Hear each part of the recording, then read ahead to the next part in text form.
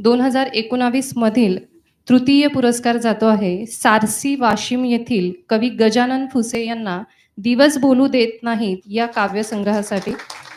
मी कवी गजानन फुसे यांना विनंती करते की त्यांनी मंचावर यावे.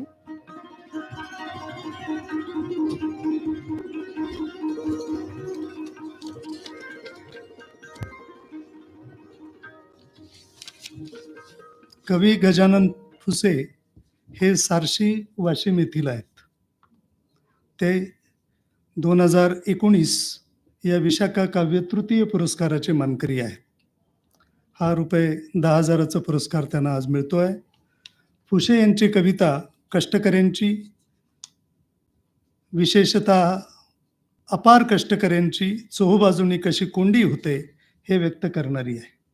बोलीभाषेचा वापर करून आपला अनुभव विश्व ते मांडतात आणि अशी अतिशय निरलंकृत परंतु अंतःकरणातून प्रकट होणारी अशी ही फुसे यांची कविता आहे.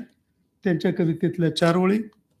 तळहाता एवढ्या वाडीमध्ये जुडीवर आल्या वांग्याच्या झाडांवर करताना गलीम हल्ला, रोगराईचे नाव जिवंत ठेवणारे करपा मूर उधळीचे जंतू जवळ पैका नसला की.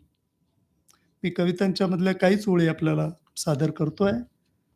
गजानन फुसे. मान्यवरांना विनंती आहे की कवी गजानन फुसे यांना सन्मानित करावे.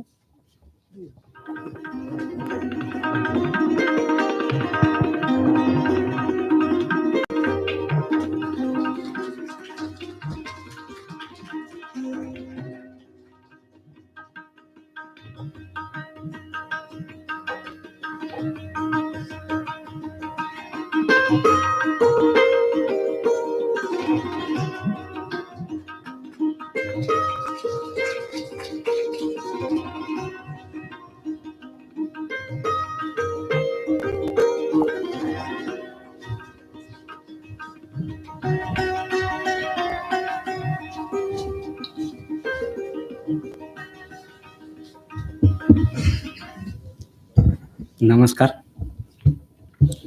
कवितेचं शीर्षक आहे उभारी. ऊन न्यार वारा न्यारा, ऊन न्यार वारा न्यारा, छळते प्राणी जात न्यारी, शेती कसणाऱ्या जीवा कशी मिळेल उभारी. सोडून या घरदार नित धरतात रांगा, परी वाट्यावर त्याच्या दृष्ट बोलासह त्रागा. खर्चूनही अंगठ्यांना बी खताची बोंब भारी, शेती कसणाऱ्या जीवा कशी मिळेल उभारी. सज्ज होतात रानात दिशा उजळण्याआधी, सहातात निमुटाने कष्ट चढणीची व्याधी.